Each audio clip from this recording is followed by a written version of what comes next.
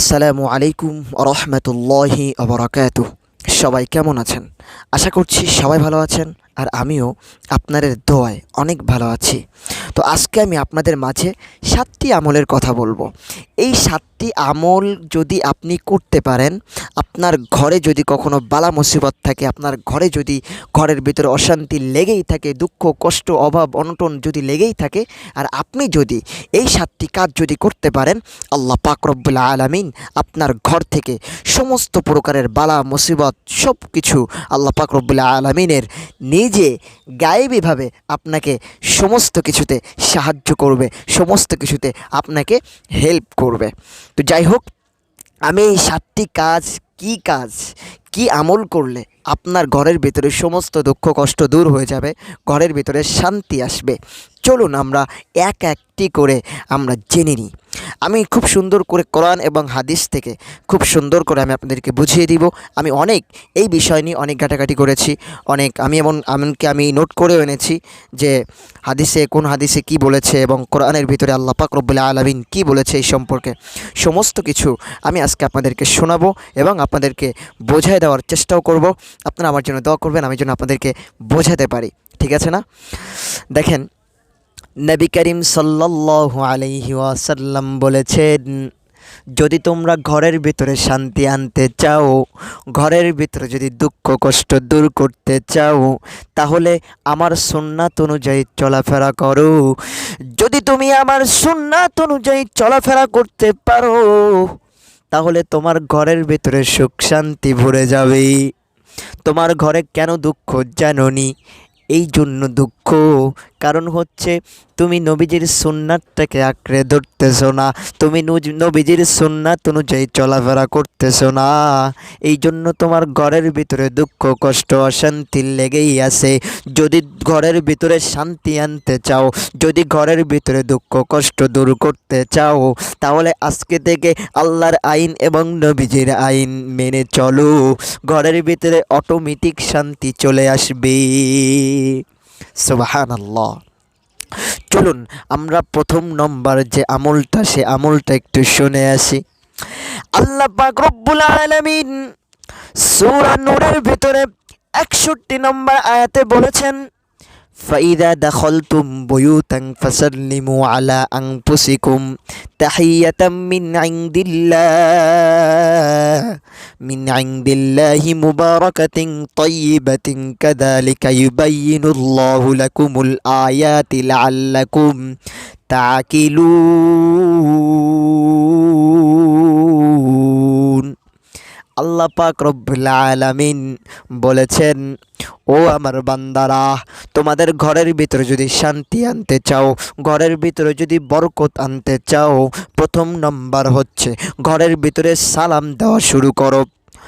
তোমার ঘরের ফ্যামিলির কোনো লোকজন যদি বাইরে যায়, বাইরে থেকে যখন ঘরে ঢোকে, ঘরে প্রবেশ করার সময় ঘরের ভিতরে যখন ঢুকবে, তখন সালাম দিবে। এতে কি উপকার হবে? এতে উপকার হবে হচ্ছে তোমার ঘরের ভিতরে বরকত বয়ে আনবে, কল্যাণ ডেকে আনবে।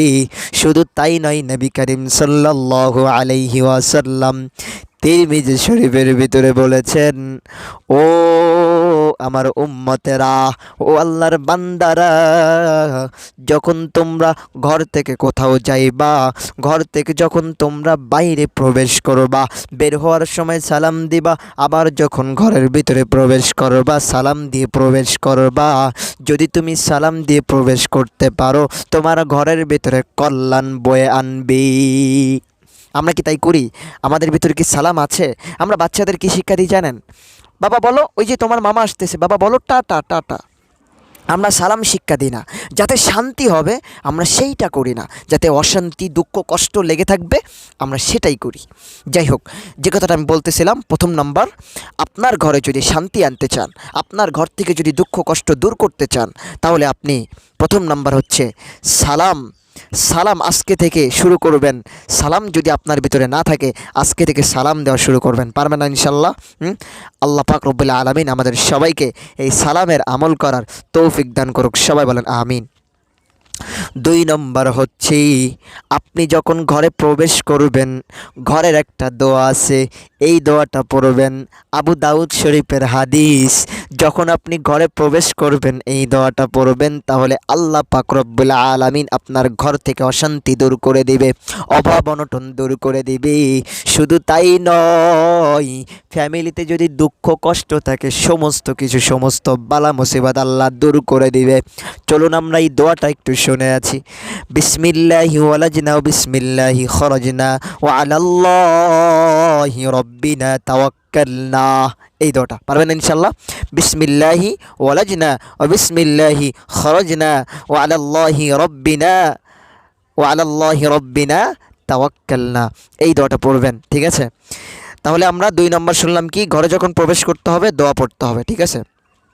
3 নম্বর হচ্ছে, 3 নম্বর খাবারের সময় দোয়া পড়তে হবে। খাবারের সময় কি পড়তে হবে বলেন? দোয়া পড়তে হবে। নবী করিম সাল্লাল্লাহু আলাইহি ওয়াসাল্লাম বলেছেন, যদি কোনো বান্দা, যদি কোনো আল্লাহর বান্দা যখন খাওয়ার সময় এবং ঘরে প্রবেশ করার সময় এই 2টি দোয়া যদি পড়তে পারে, মুসলিম শরীফের হাদিস, এই 2টি দোয়া যদি পড়তে পারে তাহলে কি হবে জানেননি? আপনার ঘরে শয়তান প্রবেশ করতে পারবে না।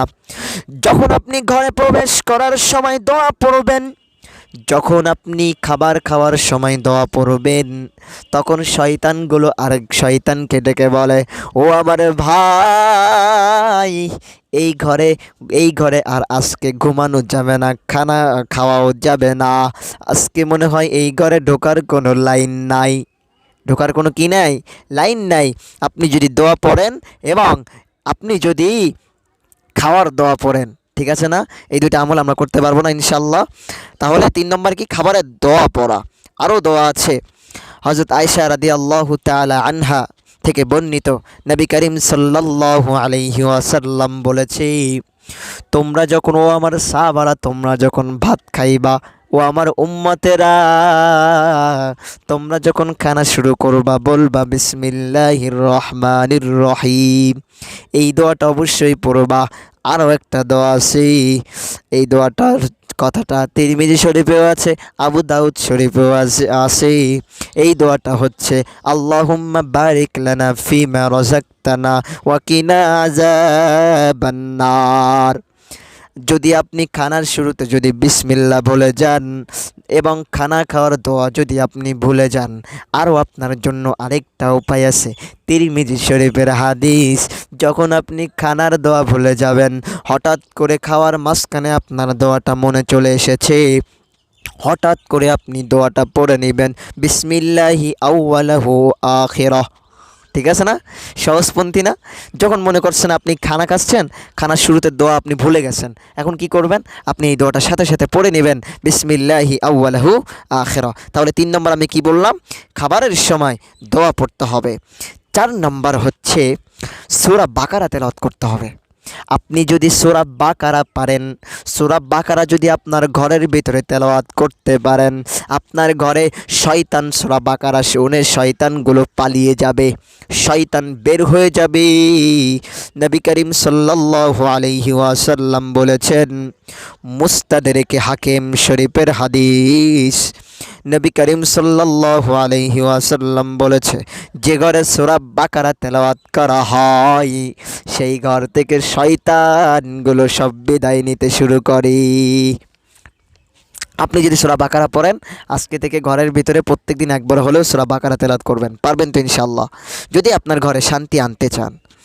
5 নম্বর হচ্ছে অশ্লীল বিনোদন থেকে আমাদেরকে দূরে থাকতে হবে। অশ্লীল বিনোদন, সূরা বানী ইসরাঈলের 63 নম্বর আয়াতে আল্লাহ পাক রব্বুল আলামিন বলেন, তোমরা গান বাজনা হারাম কাজ থেকে দূরে থাকো, কারণ যদি তোমরা গান বাজনার ভিতরে লিপ্ত থাকো, যদি তোমরা গান বাজনা শুনে খারাপ বিনোদন করো, তাহলে ওই কিয়ামতের ময়দানে তোমাদেরকে তোমরা যখন মারা যাবা, মরার পর তোমাদের কঠিন আযাবের ভিতরে গ্রেপ্তার করব। ফেরেশতারা তোমাকে শিকল দিয়ে টানতে টানতে জাহান্নামের দিক নিয়ে যাবে। ফেরেশতারা তোমাকে টানতে টানতে জাহান্নামে নিয়ে যাবে। ও আমার দিনদার ভাই ও বোনেরা আমার, একটু বিনোদন নেওয়ার জন্য কানের ভিতরে হেডফোন ঢোকায়া গান শুনেন। আজকে থেকে সাবধান হয়ে যান, আজকে থেকে আর গান বাজনা শুনবেন না। শুনবেন? গান বাজনা শোনা কি হারাম। 6 নম্বর হচ্ছে বুখারী শরীফের হাদিস। নবী করিম সাল্লাল্লাহু আলাইহি ওয়াসাল্লাম বলেছেন, যে ঘরে কুকুরের প্রবেশ, যে ঘরে কুকুরের হানাহানি, কুকুর ডাকে ভরা, সেই ঘরে কখনো রহমতের ফেরেশতা প্রবেশ করতে পারে না। এই জন্য খবরদার ঘরের ভিতরে যাতে কুকুর না যায় সেদিকে খেয়াল রাখবেন। এখন তো বর্তমান ভাই কুকুরের কথা আর কী বলবো, কুকুর না হলে ঘুমাইতেই পারে না। আই হাই, কুকুর না হলে শুতেই পারে না। কুকুর আমার ভালোবাসার মানুষ, অনেকের তো কুকুর হয়ে গেছে স্বামী। আরে আল্লাহ, কুকুর ছাড়া ঘুমাতেই পারে না একটা মুহূর্ত। হ্যাঁ, যাই হোক, খবরদার আপনার ঘরে যদি কুকুর থাকে, ওই ঘরে রহমতের ফেরেশতা কশ্চিন কালেও আসবে না। 7 নম্বর হচ্ছে মুসলিম শরীফের হাদিস, ঘরে জীবজন্তুর ছবি থাকা যাবে না। অনেকের ঘরে আছে পুতুলের ছবি টানায়া দেয়, বলে কি ব্যাপার তোমার ঘরে কেন পুতুলের ছবি, কেন জীবজন্তুর ছবি কেন? বলে আমার বাচ্চারা দেখে মজা নেয়, ঘরটা সুন্দর দেখা যায়। যদি তোমার ঘরটাকে সুন্দর সাজাতে চাও তাহলে কোরআন ইসলামিক কত ছবি আছে, ইসলামিক ছবিগুলো টানায়া দাও, আর আজকে থেকে ওই জীবজন্তুর ছবিগুলো ছিঁড়ে বাহিরে ফেলায়া দাও। পারবা না ইনশাল্লাহ? হ্যাঁ, আল্লাহ পাক রব্বুল আলামিন আমাদের সবাইকে এই 7টি কাজ করার তৌফিক দান করুক। সবাই বলেন আমিন। দেখেন, এই 7টি কাজ যদি আপনি করতে পারেন, এর এর একটা কথাও আমার বানানো কথা না, একটা কথাও আমার বানানো কথা না। আল্লাহ পাক এবং নবীজির কথা অনুযায়ী আমি আপনাদেরকে বললাম, শুনলে আপনার ভালো হবে, না শুনলে আমার কিচ্ছু হবে না। শুনলে আপনি কামিয়াবি হবেন, শুনলে আপনি যদি আমার কথা শুনে এতে আমল করতে পারেন, তাহলে আল্লাহ পাক রব্বুল আলামিন এর ওসিলাই করে আপনার ঘরের সমস্ত বালা মুসিবত দূর করে দিবে। পারবেন না ইনশাল্লাহ? আল্লাহ আমাদের সবাইকে এর ওপর আমল করার তৌফিক দান করুক। সবাই বলেন আমিন। তো আজকের ভিডিওটা এই পর্যন্ত। সবাই ভালো থাকবেন, সুস্থ থাকবেন। এখন আমি আপনাদের মাঝ থেকে বিদায় নিচ্ছি। আসসালামু আলাইকুম ওয়া রাহমাতুল্লাহি ওয়া বারাকাতুহু।